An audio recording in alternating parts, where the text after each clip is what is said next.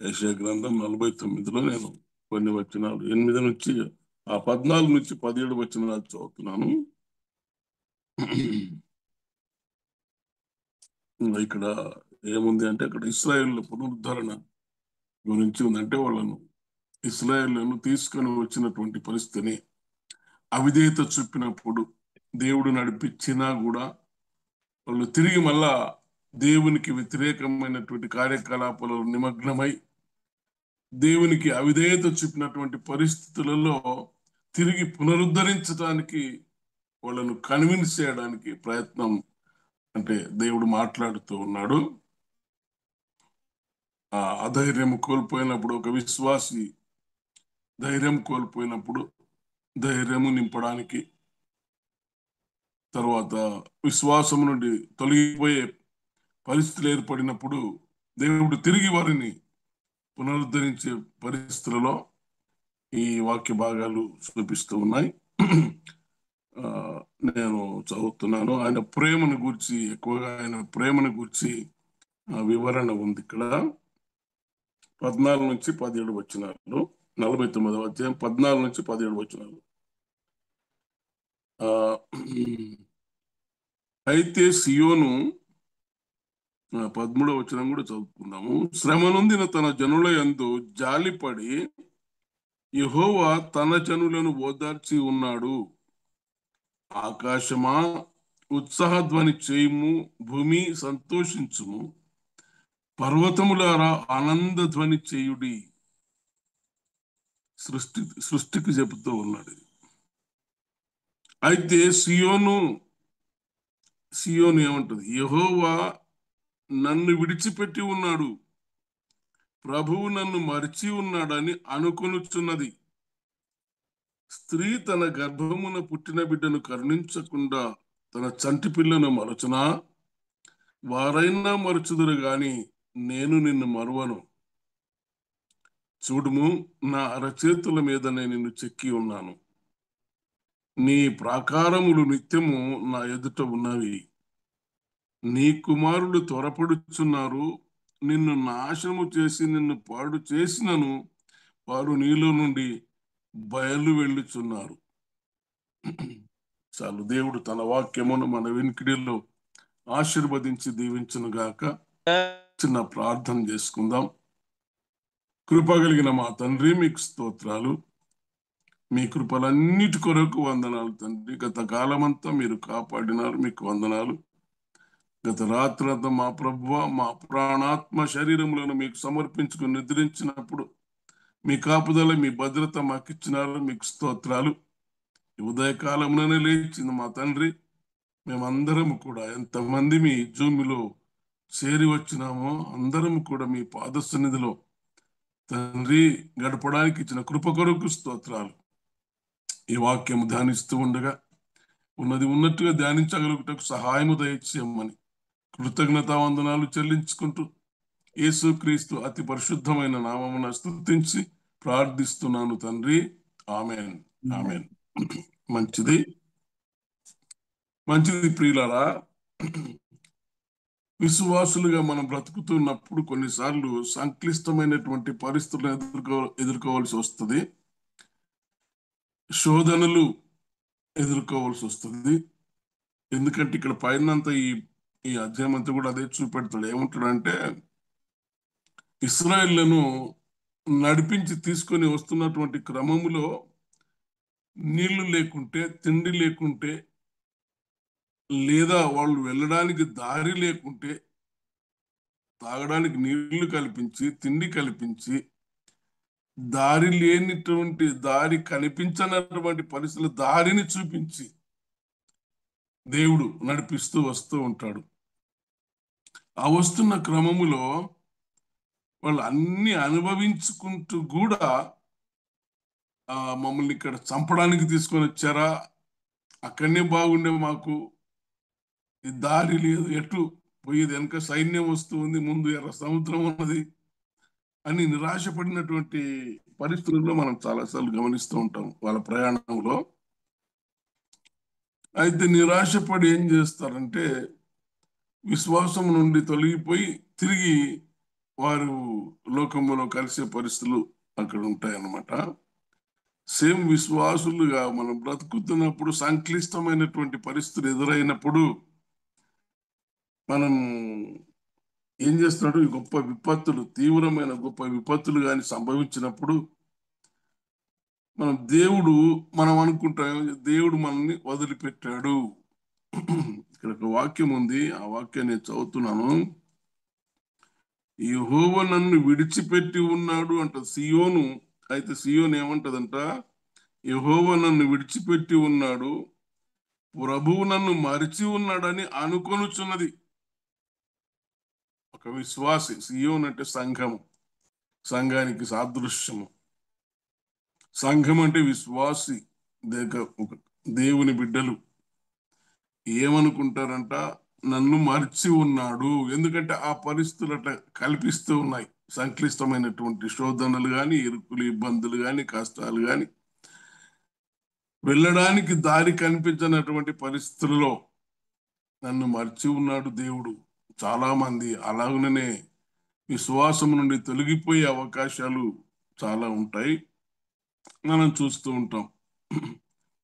అటువంటి పరిస్థితులలో ఇక్కడ ఒక వచనాన్ని నేను మీకు ధ్యానంలోకి జ్ఞాపకం చేయాలని ఆశపడుతున్నాను. ఏంటిదంటే అది 14వ వచనము. ఈ 14 నుండి 17 వచనాల్లో ఉన్నది అది.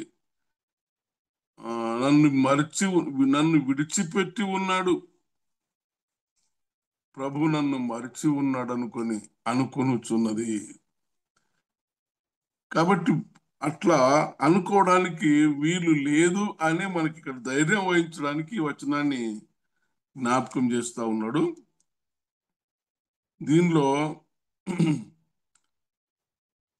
దేవుడు దేవుడు దీనికి దేవుడిచ్చినటువంటి జవాబు ఏంటంటే, మనమేమో ఈ రీతిగా అనుకుంటాం విశ్వాసులము, ఆ శ్రమల గుండా పయనిస్తున్నప్పుడు ప్రతి విశ్వాస దైవికమైనటువంటి ఆ గొప్ప ధైర్యాన్ని కోల్పోయినప్పుడు దేవుడు మనకు తిరిగి ఆ గొప్ప ధైర్యాన్ని మనకు కలిగిస్తూ ఉన్నాడు. ఇక్కడ ఏంటిదంటే చూద్దాం. ఇక్కడ కింది వచనాల్లో, స్త్రీ తన గర్భమున పుట్టిన బిడ్డను కరుణింపకుండా తన చంటి పిల్లను మరచునా, వారైనా మరచుదురు గాని నేను నిన్ను మరవను.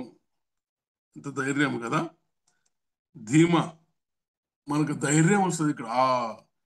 ఆ పరిస్థితులు, ఆ ప్రతికూల పరిస్థితులు ఎదుర్కొంటున్నప్పుడు, నిరాశ పడినటువంటి పరిస్థితులలో మనకు ధైర్యాన్ని నింపుతున్నటువంటి వచనం ఇది. నేను నిన్ను మరువను అంటాడు ప్రభు అంటాడు. తర్వాత ఏమంటాడు, చూడు నా అరచేతుల మీదనే నేను చెక్కి ఉన్నాను, నీ ప్రాకారములు నిత్యము నా ఎదుట ఉన్నవి. నీ ప్రాకారములు నిత్యము నా ఎదుట ఉన్నాయి అంటే నువ్వు ధైర్యము వీడొద్దు. నీవు అటు ఇటు ఎటు తిరిగినా నీ చుట్టూ నీ ప్రాకారములు అంటే నీకు కాంపౌండ్ వాళ్ళు ఎక్కడుంది అంటే ఆయన చేతుల్లో ఉంది అని, ఆయన చేతుల్లో ఉంది. దీంట్లో 3 విషయాలు నేను జ్ఞాపకం చేస్తాను. ఒకటి ఏంటంటే, తల్లి ప్రేమ కన్నా, తల్లి చూపే స్వాభావికమైనటువంటి ప్రేమ కన్నా దేవుని ప్రేమ గొప్పది. మనము చంటి పిల్లను తల్లి మరుస్తుందా అంటే మరవదు. తాను కన్న బిడ్డను కన్న తల్లి ఎప్పుడు కూడా మరవదు. కానీ ఒక్కసారి మరుస్తుందంట. ఎప్పుడు మరుస్తుంది అంటే నిద్రించినప్పుడు మాత్రమే మరుస్తుంది. ఆ తర్వాత ఎప్పుడు మర్చిపోదు. పక్కనేసుకొని పండుకుంటది కాబట్టి తల్లి ఎప్పుడు మర్చిపోదు. అట్లాగే దేవుడంట తల్లి ప్రేమ కన్నా మించినటువంటి ప్రేమ దేవుని. అంటే ప్రతి క్షణము, ప్రతి అడుగులో ఆయన నిన్ను చూస్తూ ఉంటాడు, కావలి కాస్తూ ఉంటాడు, కాపుదల ఇస్తూ ఉంటాడు, నీకు భద్రతని ఇస్తూ ఉంటాడు, నడిపిస్తూ ఉంటాడు. ఇక్కడ ఇశ్రాయేలు చరిత్ర ఏం చూస్తామంటే, వాళ్లకు పైన ఒక 10వ వచనములు, వారి యందు కరుణించువాడు వారిని తోడుకొని తోడుకొని పోవచ్చు నీటి బుగ్గల యొద్ద వారిని నడిపించును కాబట్టి వారికి ఆకలి అయినను దప్పి అయినను కలగదు ఎండమావులైనను ఎండ అయినను వారికి తగులదు. చూడు ఎంత భద్రత ఉంది, చూడండి ఎంత భద్రత. దప్పికైనను వారికి ఉండదు, ఆకలి వారికి ఉండదు. ఎండమావులు ఎండ అయినను వారికి తగులదు. కాబట్టి ఎప్పుడు మనల్ని కాస్తూ ఉంటాడు. ప్రేమ అంటే దేవుని ప్రేమ మనకు అక్కడ కనిపిస్తుంది. ఎప్పుడు మరిచిపోడు. తల్లి ప్రేమను మించినటువంటి ప్రేమ దేవుని ప్రేమ. కాబట్టి మనము ధైర్యము వహించాలి. ఈ పునరుద్ధరించే కార్యక్రమములో ఎన్నో అడ్డంకులు ఎదురవుతాయి. మనకు ఎన్నో మనం దాటలేనటువంటి స్థితి కూడా కనిపిస్తుంది మనకు. ఇప్పుడు చూస్తూ ఉన్నాం, మనము ఈ మంచి పని చేయుటకు పూనుకొందామని మనం పూనుకొని ప్రయత్నాలు చేస్తూ ఉన్నాము. అయినప్పటికీ ప్రతికూల పరిస్థితులు ఎదురవుతూనే ఉన్నాయి. మనకు అనుకూలతలు చాలా తక్కువ. అయినప్పటికీ ధైర్యముగా ముందుకు సాగడానికి దేవుడు మనల్ని తట్టి ధైర్యపరుస్తూ ఉన్నాడని జ్ఞాపకం చేస్తున్నాను. కాబట్టి ఆయన మనం మర్చిపోతాడని, అందులో మనం నిరాశలో దుఃఖములో ఉన్న సమయంలో కూడా ఆయన మనకు సహాయం చేస్తాడనే ఒక ధైర్యాన్ని మనము నింపుకోవాలి. బాధల్లో కూడా, ఇరుకులు ఇబ్బందుల్లో కూడా. ఎందుకంటే ఇర్మియా గ్రంథం 31:20లో కూడా ఆ మాట మనం చూడగలము.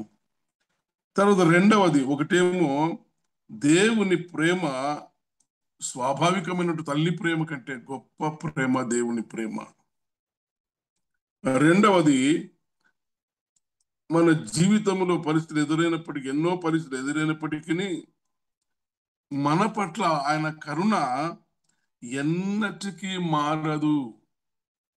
ఆయన చూపేటటువంటి కరుణ కటాక్షము ఎన్నటికీ మారదు. అప్ డౌన్స్ కూడా ఉండవంట ఆ కరుణలో. ఆయన చూపించే కరుణలో ఎన్నటికీ మారదు. ఇక్కడ ఈ ఈ దీనిలో ఒక 3 భాగాలు నేను అట్లా ధ్యానం చేసినప్పుడు, జీవితంలో ఎన్ని పరిస్థితులు, ఎన్ని ప్రతికూల పరిస్థితులు ఎదురైనప్పటికీ ఆయన కరుణ మనల్ని వెంబడిస్తుంది. అందుకని మనము ధైర్యము వీడకూడదు. అందుకని మనము విశ్వాసము నుండి తొలగిపోయి నిరాశ పడేటటువంటి పరిస్థితులను మనము దాటవేయాలి. మన నీరసపరిచేటటువంటి పరిస్థితులు వస్తూ ఉంటాయి, నిరాశపరిచేటటువంటి పరిస్థితులు వస్తూ ఉంటాయి. ఒకటే గురి మనకు పునరుద్ధరించాలి. ఒకటే గురి మనకు విశ్వాసమును స్థిరపరచుకోవాలి. మన ఆత్మీయమైనటువంటి బలమును భద్రపరచుకోవాలి. ఆ రీతిగా ఆ గోల్ ముందుకు సాగడానికి మనల్ని నడిపించగలదు. కాబట్టి ధైర్యము కలిగి ఉండాలి. మూడవది ఏంటంటే, ఆయనంట ఇక్కడ ఈ 16వ వచనములో, చూడుము నా అరచేతుల మీదనే నిన్ను చెక్కి ఉన్నాను.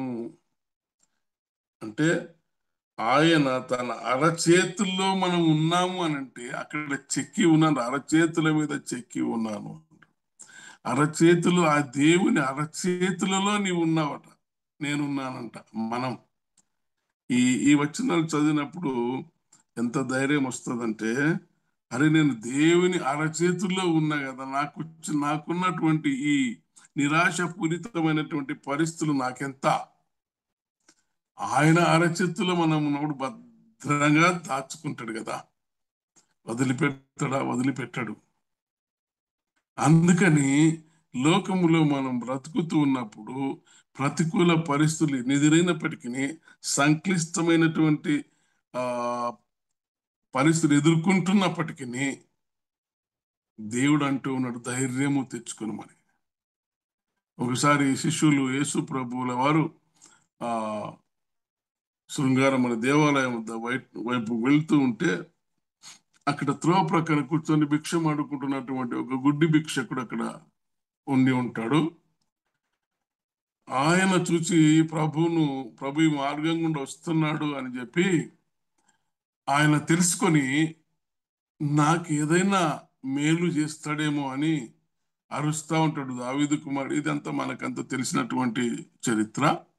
దావీదు కుమారుడో నన్ను కరుణించుము అని అరుస్తూ ఉంటాడు. అరుస్తూ ఉంటే శిష్యులు అంటారు, ఏ అల్లరి చేయకు అల్లరి చేయకురా అని కొంతమంది అక్కడ ఉన్న వాళ్ళు కూడా అడ్డగిస్తుంటారు. అడ్డగిస్తున్నప్పుడు శిష్యులను వెళ్ళమంటాడు ప్రభు, వెళ్ళమని ఆయనని పిలవండి అంటాడు. పిలవండి అని వెళ్ళినప్పుడు వాళ్ళు శిష్యులు పలికినటువంటి మాట ఏంటంటే, ధైర్యము తెచ్చుకొనుము ఆయన నిన్ను పిలుచుచున్నాడు అని. ధైర్యము తెచ్చుకొనుము ఆయన నిన్ను పిలుచుచున్నాడు. చూడండి, అంటే ఆయన పిలుస్తూ ఉన్నాడంటే మనము ధైర్యము తెచ్చుకోవాలి. ఆయన ఎవరు అనంటే ఆయన సర్వశక్తిమంతుడైనటువంటి దేవుడు.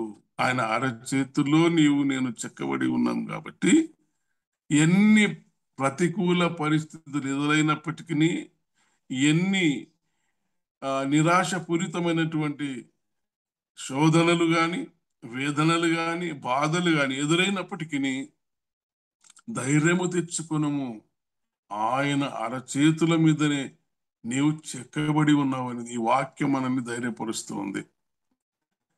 కాబట్టి ప్రియమైన దేవుని బిడ్డలారా, ఈ 3 విషయాలు జ్ఞాపకం చేస్తూ ఉన్నాను. ఆయన చేతి మీద గాయపు మచ్చలంట, అంటే ఆయన అరచేతుల్లో మనం చెక్కబడి ఉన్నాం కదా, ఆయన చేతి మీది గాయపు మచ్చలంటే ఎల్లప్పుడూ ఆయన కన్నుల ఎదుట కనిపిస్తూ మనపై ఆయన కురిపించిన అమితమైన ప్రేమను, మన క్షేమం పట్ల ఆయన హృదయ వాంఛను ఆయనకు జ్ఞాపకం చేస్తూ ఉంటాయంట. ఆ అరచేతులలో మనం ఉన్నాం కాబట్టి ఆయన ఎప్పుడు ఆ అరచేతులను చూస్తూ ఉంటాడు. ఆ అరచేతుల మీద ఆయనకున్నటువంటి గాయాలు, అంటే యేసుక్రీస్తు ప్రభుల వారు ఆ గాయపరచబడినటువంటి ఆ చేతులు నీ కొరకు నా కొరకు సిలువలో గాయపరచబడ్డాయి. ఆ గాయాలలోనే మనం చెక్కబడి ఉన్నాం. ఆ గాయాలు నన్ను ఎల్లప్పుడూ మనల్ని మరవకుండా ఆయన జ్ఞాపకం చేస్తాయంట.